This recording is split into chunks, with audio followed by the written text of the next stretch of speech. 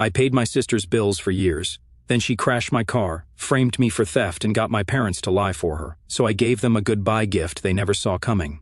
My name is Michael Carter, and I'm 32 years old. I've spent most of my adult life cleaning up after my younger sister Jessica, patching up her mistakes, covering her bills, and stepping in whenever she managed to screw something up, and she always did.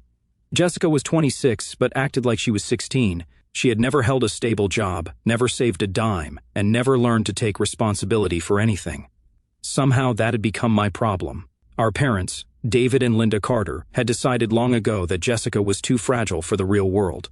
Mom always said she was a free spirit who needed time to figure things out. Dad simply refused to deal with her at all. So, when she dropped out of college and moved back home, they made it my responsibility. Michael, you're older. You've always been the responsible one. Jessica just needs a little help, that's all. She'll grow up soon.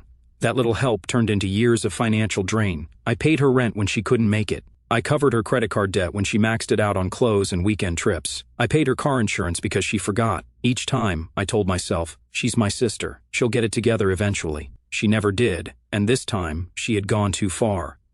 It started with a text, short and casual, as if she hadn't done anything wrong.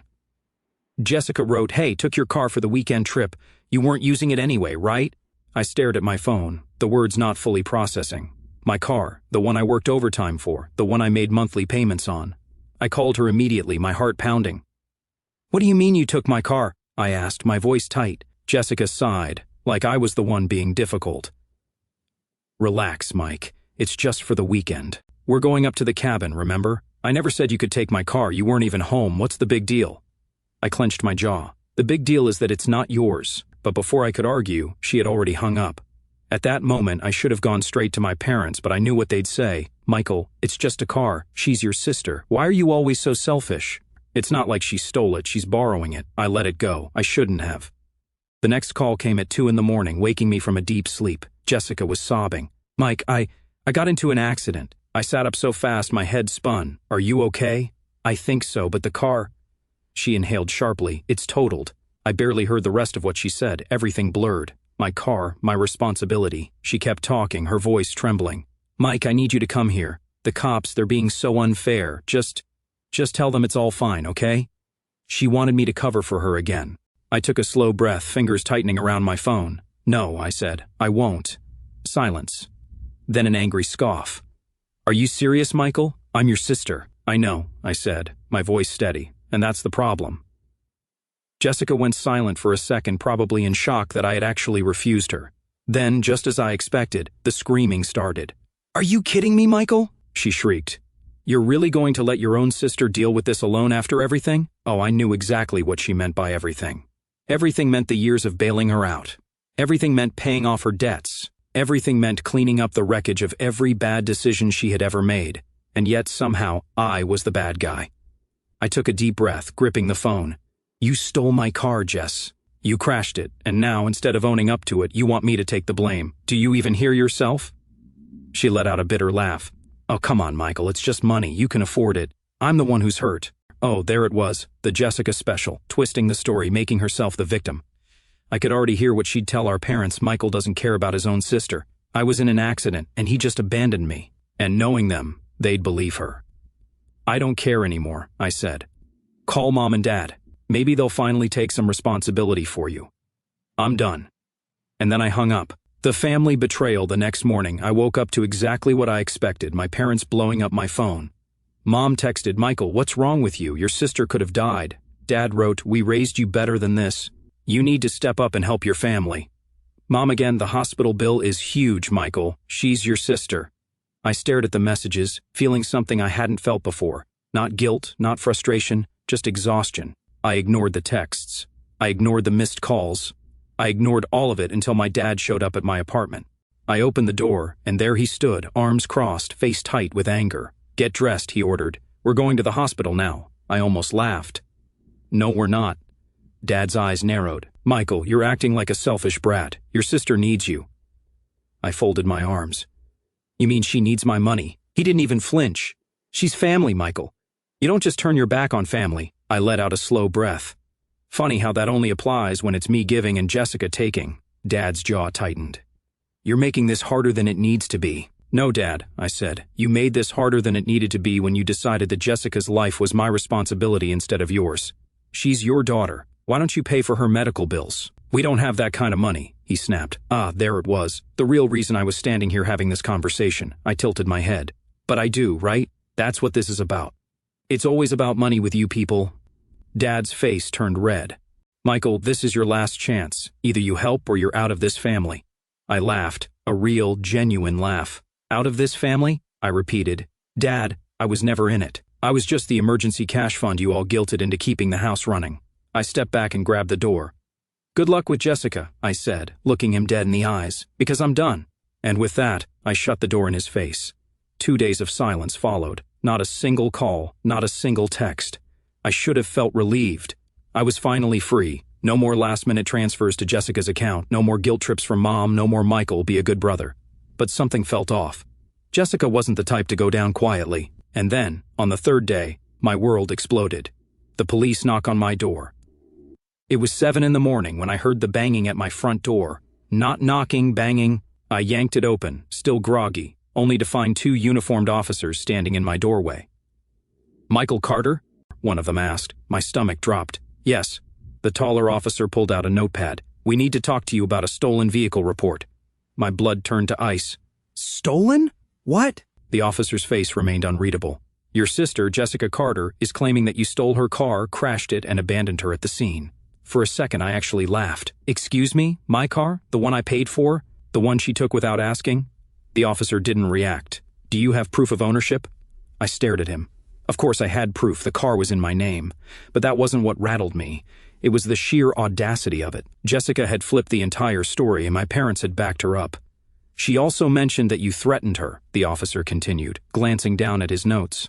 That after the accident you refused to help her, left her stranded, and told her she'd regret it. My hands clenched into fists. That's a complete lie. The officer glanced at his partner. Then you won't mind coming down to the station to clear things up. I could barely breathe. Jessica hadn't just tried to guilt me this time, she had tried to destroy me. The interrogation at the police station, I was led into a small, cold room. The fluorescent lights hummed, the metal chair was uncomfortable, and I could feel my heart hammering in my chest. A different officer sat across from me, a file in his hands. Michael, let's start from the beginning, he said. Walk me through what happened that night. I told them everything, the stolen car, the crash, the 2 in the morning phone call, the way Jessica had demanded I cover for her, the way my parents had taken her side.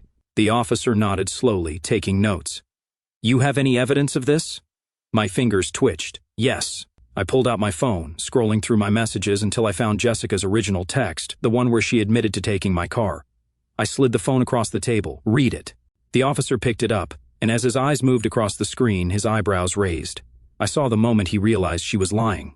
Well, he murmured. That's interesting. He left the room for a moment, and when he came back, he had a copy of Jessica's statement. I almost laughed. It was so full of lies, it was pathetic. She claimed I had taken the car while she was sleeping, that I'd been drinking and crashed it, that I'd abandoned her on the side of the road and left her to deal with the police. And at the bottom, I saw the worst part, witnesses, David and Linda Carter, parents, confirming Jessica's story. My own parents had signed a statement against me. Burn it all down. I leaned back in my chair, heart pounding, but my voice was deadly calm. Officer, I'd like to file my own report. The officer raised an eyebrow. Against your sister? Yes. I took a deep breath and said the words that would change everything. Jessica Carter stole my vehicle. I never gave her permission. I want to press charges. The officer hesitated. You're sure about this? I had never been more sure of anything in my life. I want to file for grand theft auto. And just like that, the tables turned. The fallout, by the time I got home, the damage had already begun. My phone was on fire with missed calls from my parents. Mom, Michael, what did you do? Dad, drop this now. You're ruining Jessica's life. Mom again, she's your sister. Family forgives. And then finally, one last message from Jessica herself. You're dead to me. I stared at the screen, my heart pounding. Then I smiled. For the first time in my life, I finally felt free. I expected chaos, but not this fast. By the time the police finished reviewing my stolen vehicle report, Jessica had already spiraled. She wasn't just facing a minor slap on the wrist, she was looking at actual felony charges. Grand theft auto wasn't a joke, and neither was filing a false police report. But the real fireworks started when she lost the one thing she actually cared about, her job. Jessica's downfall begins. It was the next morning when I got the call. Not from Jessica, not from my parents, but from her employer. Mr. Carter, this is Dana Fields from Hamilton and Company. I blinked. Jessica worked for Hamilton and Company? Why were they calling me? Yes, I answered cautiously. Dana cleared her throat. We're calling regarding an ongoing investigation into an employee, Jessica Carter. Your name came up in a police report, and we were hoping to verify some details. My heart skipped. I kept my voice even. What details? Your sister listed you as a character witness for an internal review we're conducting. We just wanted to confirm if she was involved in any legal matters that could affect our case. I almost laughed. Legal matters? You mean like stealing my car and filing a false report to get me arrested? Dana went quiet.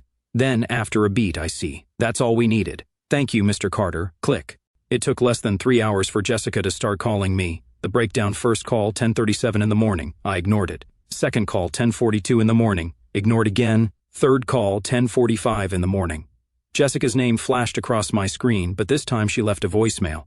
I hesitated for a moment, then played it. Michael, I swear to God you ruined my life. What is wrong with you? They fired me. Do you hear me? They fired me. I hope you're happy, you absolute disaster. I deleted it before she could finish. Fourth call, 11:02 in the morning. I answered. Jessica, I said. Her voice was shaky, but not because she was sorry, because she was furious. You need to fix this. I laughed. Fix what? You mean the mess you made? I didn't make a mess, she shrieked. I lost my job, Michael. My apartment isn't even paid off. How am I supposed to survive? I took a deep breath. Not my problem. She went silent for a second, then the desperation kicked in. Michael, you know I didn't mean for things to go this far. You filed a false police report against me. But I was scared, and Mom and Dee, don't bring them into this. My voice was cold. You made this choice. You thought I'd just roll over like always. You thought I'd clean up your mess. But guess what, Jess? I'm not your safety net anymore. Silence. Then her voice changed. The fake sweetness, the same voice she used when she was trying to manipulate people. Mike, please. I need your help. I don't have anywhere else to go. Ah, there it was. She wanted money. Jessica didn't care about the damage she'd done. She wasn't sorry, she was scared. Scared because for the first time I wasn't rushing to save her. I let the silence stretch. Then, slowly, I said, Welcome to reality, Jess, and I hung up. My parents' final plea, I knew my parents wouldn't let this go. By that evening, I heard a car pulling into my driveway. I sighed. Here we go. I opened the door before they could knock. Mom and Dad stood there, arms crossed, expressions set in stone. I didn't even invite them in. What do you want? I asked. Mom's voice was sharp. You need to fix this, Michael. I crossed my arms. Fix what? Dad scowled. Your sister. She lost everything because of you. I laughed out loud. Because of me, or because she lied to the police? Mom's eyes narrowed. She was desperate, Michael. She didn't know what else to do. She could have taken responsibility for once in her life. Oh, and you're so perfect? Mom snapped. You've never made mistakes? Not ones that got innocent people arrested, I shot back. Mom's lips pressed together. Michael, she's your sister. If you don't take her in, she'll be homeless. And there it was. They wanted me to let Jessica move in. I looked them both in the eyes. No. Mom gasped, like I'd slapped her. Michael, you didn't listen to me when I said I was done. You took her side. You called me selfish. You backed her lies. And now you want me to open my home to her? Dad's voice was low. We're family, Michael. Family forgives. I exhaled slowly. Then I said the words that sealed my fate. Not this time. Then I shut the door in their faces. I heard Mom gasp, heard Dad mutter something under his breath, but I didn't care. I locked the door and walked away. Jessica's rock bottom. 3 days later, I got the final message from Jessica. I'm leaving town. You really ruined everything, you know that? You got what you wanted. Hope you can live with yourself. I sat there, staring at the text. Did I feel guilty? No. Because, for the first time in my life, I had chosen myself. The final goodbye Jessica was gone. The family group chat had gone silent. No calls from my parents, no more guilt trips, no more messages demanding money. Nothing. For the first time in years, I was truly alone. And yet, I felt empty. I should have felt relieved. After all, I had won. Jessica was out of my life. The toxic cycle was broken. So why did I feel like I was standing in the ruins of a war? Maybe because deep down, I had always believed one day she'd change. Maybe because, despite everything, there was still a small part of me that wanted to be her brother. I was still thinking about it when the knock came, a soft, hesitant knock. I frowned, checking my phone. No missed calls, no texts. I opened the door and froze. Jessica stood there, but she wasn't the same. Her hair was a mess. Her clothes were wrinkled. The usual arrogance was gone. In its place was something else. Desperation. She looked like someone who had lost everything. For the first time in years, she looked genuinely afraid. "Jessica," I said, my voice cold. She swallowed hard. "Michael, I have nowhere else to go." The last conversation, for a moment, I just stared at her. Years of resentment, anger, and exhaustion boiled beneath my skin. All the nights I spent working overtime to cover her bills. All the times she called me selfish while taking my money. All the times Mom and Dad said, "Be a good brother." And now she was here, begging. "Michael, please," she whispered. My jaw tightened. "You tried to get me arrested, Jess." She flinched. "I know." I exhaled slowly. "You expect me to just forget that?" Jessica looked down. "I don't expect anything. I have nothing left." I studied her. She wasn't lying. Her job was gone, her apartment evicted, her friends nowhere to be seen. For the first time, Jessica was truly alone. She let out a shaky breath. "I don't need money. I don't need a place to stay.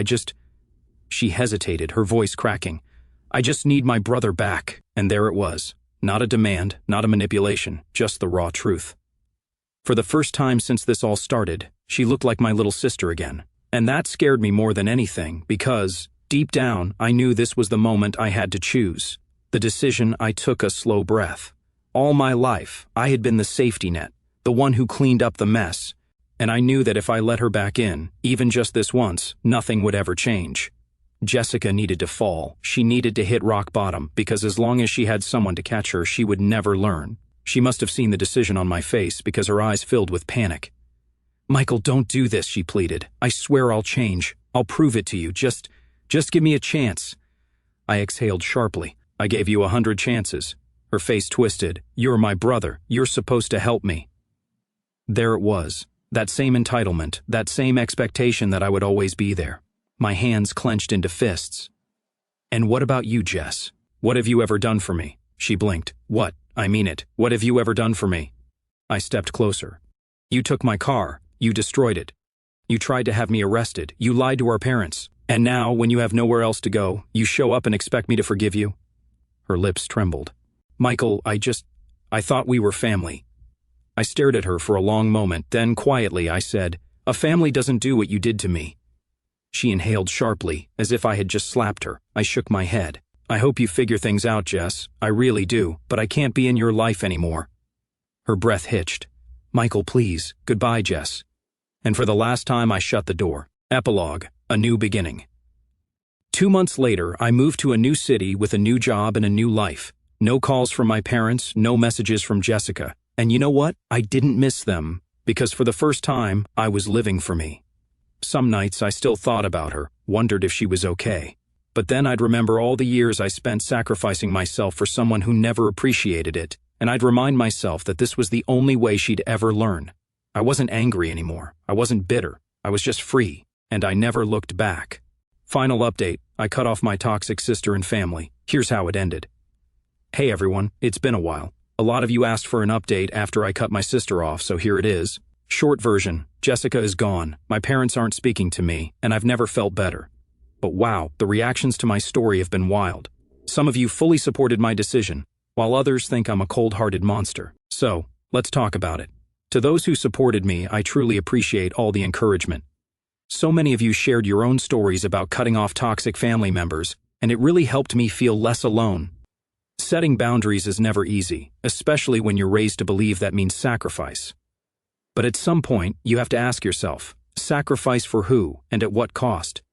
Jessica had years to change. She had every opportunity to take responsibility for her actions, but instead she doubled down, lied, and tried to destroy my life. Choosing myself wasn't selfish, it was necessary. And honestly, the peace I feel now is something I never thought I'd have. To those who think I went too far, I hear you. I know cutting off family is a big deal, and I don't take it lightly. Some of you think I should have forgiven Jessica, helped her get back on her feet, or at least tried to repair things with my parents. But my question is, why is the burden always on me? Why should I be the one to fix things when I wasn't the one who broke them? Why should I forgive someone who not only stole from me but tried to ruin my life with a false police report? Why should I keep giving chances when every single one was thrown back in my face? At some point, enough is enough, and I reached that point. Where things stand now, Jessica is out of my life. Last I heard, she bounced between friends' houses before disappearing off social media. My parents are still mad at me. They haven't spoken to me since I refused to take her in. I'm happier than ever. New job, new city, no more guilt. So, what do you think? Who was right? Those who supported my decision or those who think I should have handled it differently? Let's hear it.